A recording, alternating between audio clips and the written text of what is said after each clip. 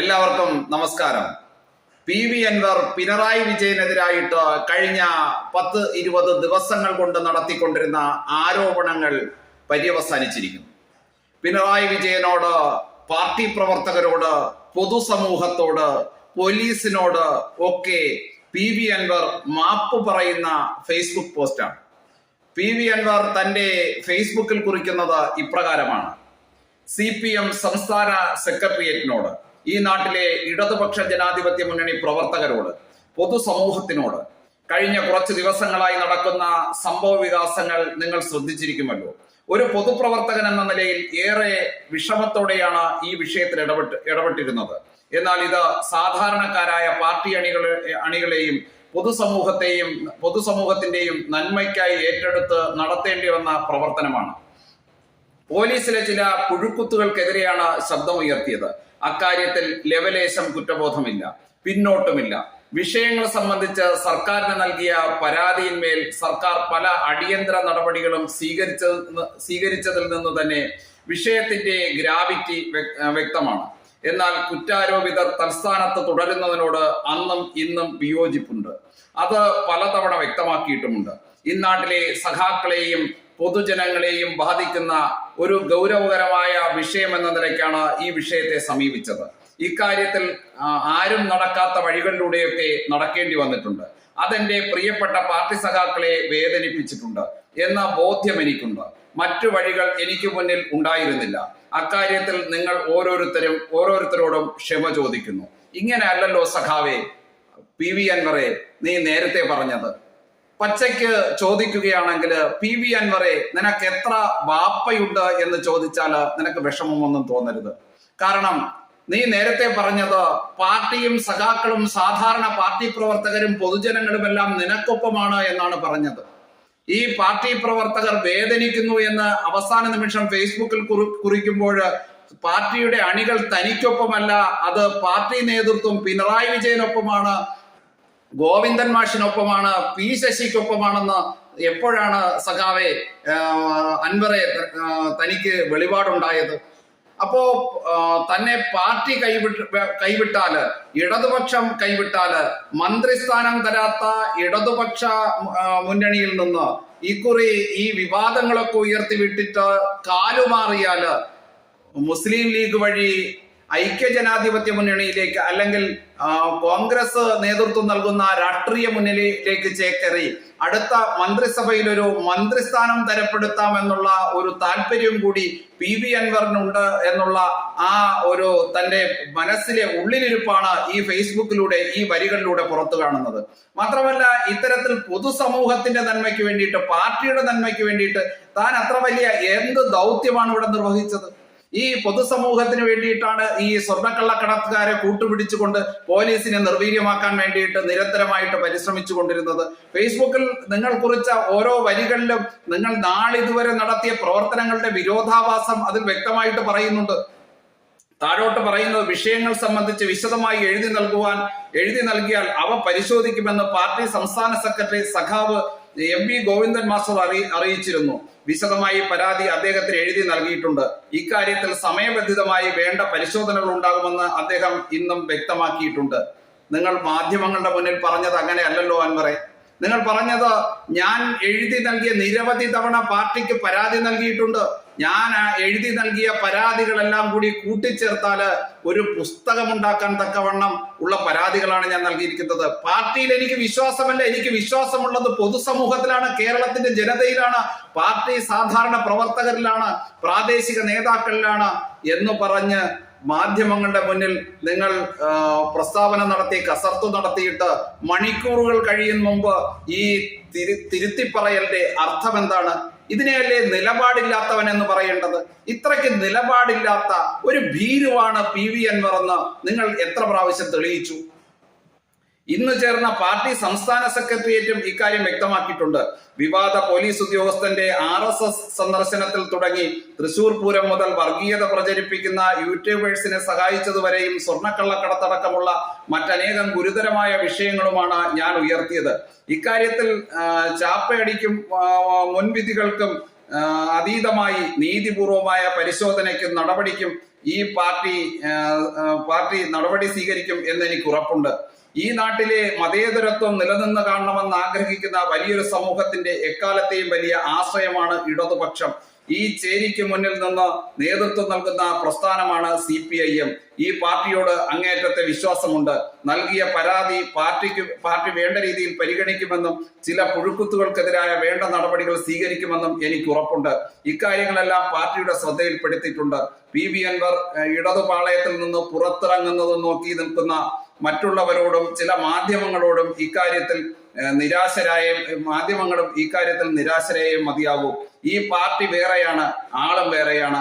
ഞാൻ നൽകിയ പരാതികൾക്ക് പരിഹാരമുണ്ടാവുമെന്ന ബോധ്യം എനിക്കുണ്ട്. ആ ബോധ്യത്തിന്റെ അടിസ്ഥാനത്തിൽ ഒരു എളിയ ഇടതുപക്ഷ ജനാധിപത്യ മുന്നണി പ്രവർത്തകൻ എന്ന നിലയിൽ എന്റെ പാർട്ടി നൽകിയ നിർദ്ദേശം ശിരസാൽ വഹിക്കാൻ ഞാൻ ബാധ്യസ്ഥനാണ്.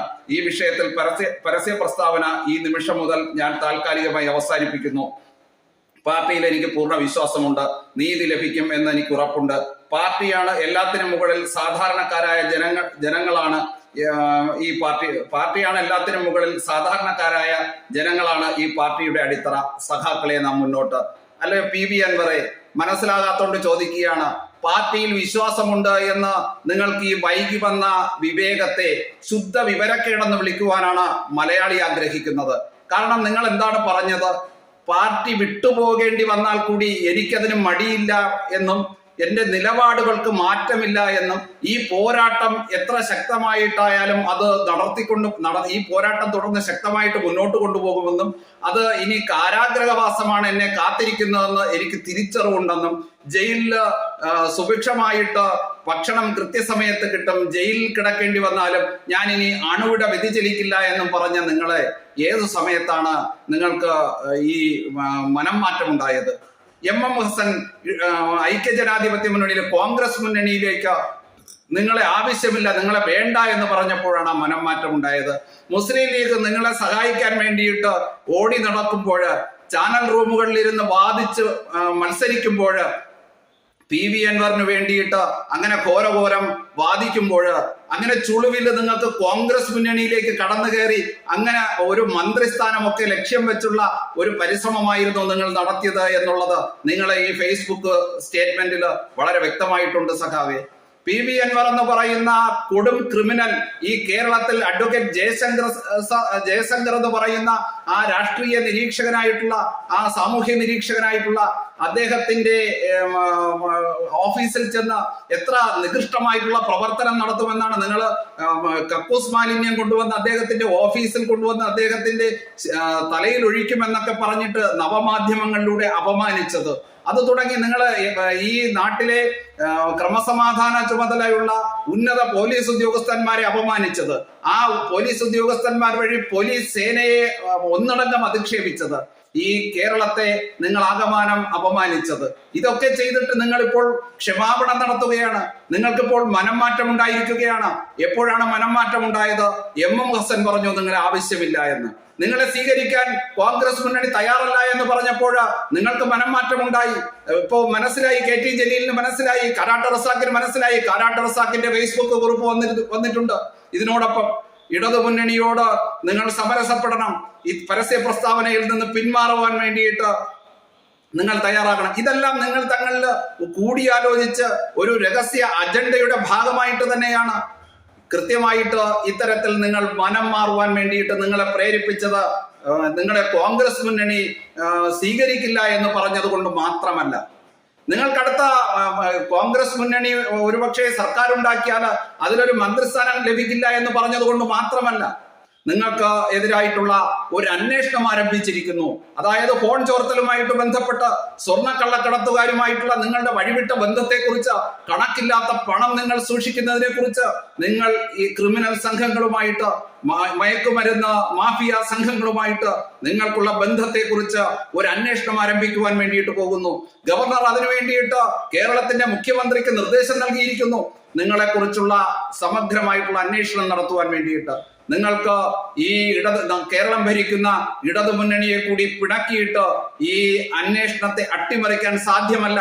ഈ അന്വേഷണം കൃത്യമായിട്ട് മുന്നോട്ട് പോവുകയാണെങ്കിൽ PV അൻവർ പറഞ്ഞത് യഥാർത്ഥത്തിൽ PV അൻവർ സ്വപ്നം കണ്ട ജയിൽ എന്ന് പറയുന്നത് യാഥാർത്ഥ്യമാവും. കാരണം അത്രയ്ക്ക് വലിയ കൊടും ക്രിമിനലാണ്, കൊടും കുറ്റവാളിയാണ് PV അൻവർ എന്ന് പറയുന്ന MLA എന്ന് നിങ്ങൾക്ക് തന്നെ വ്യക്തമായിട്ടറിയാം. ആ കൊടും ക്രിമിനലായിട്ടുള്ള MLA, അത്തരത്തിൽ ക്രിമിനൽ ബുദ്ധി, ക്രിമിനൽ മനസ്സുമില്ലാത്ത ഒരാളാണ് നിങ്ങളെങ്കിൽ നിങ്ങൾക്കൊരിക്കലും അഡ്വക്കേറ്റ് ജയശങ്കർ എന്ന് പറയുന്ന അദ്ദേഹത്തെ പോലുള്ള ഒരു മനുഷ്യന്റെ ഓഫീസിലേക്ക് ചെന്ന് ഇത്തരത്തിൽ കക്കൂസ് മാലിന്യം കൊണ്ടുവന്ന് അഭിഷേകം നടത്തുമെന്ന് സോഷ്യൽ മീഡിയയിലൂടെ പരസ്യമായിട്ട് പറയാൻ സാധിക്കില്ല. ഇത് നിങ്ങളൊരു സ്ട്രീറ്റ് റൗഡിയേക്കാളും ഒരു സാമാന്യ കൂലിത്തല്ലുകാരനേക്കാളും തരം താണ ഭാഷയിലാണ് നിങ്ങൾ സംസാരിച്ചത്. നിങ്ങളുടെ ബോഡി ലാംഗ്വേജ്, നിങ്ങളുടെ മുഖഭാവമെല്ലാം നിങ്ങളൊരു പക്കാ ക്രിമിനലാണെന്ന് പൊതുസമൂഹത്തോട് വിളിച്ചു പറയുന്നതായിരുന്നു.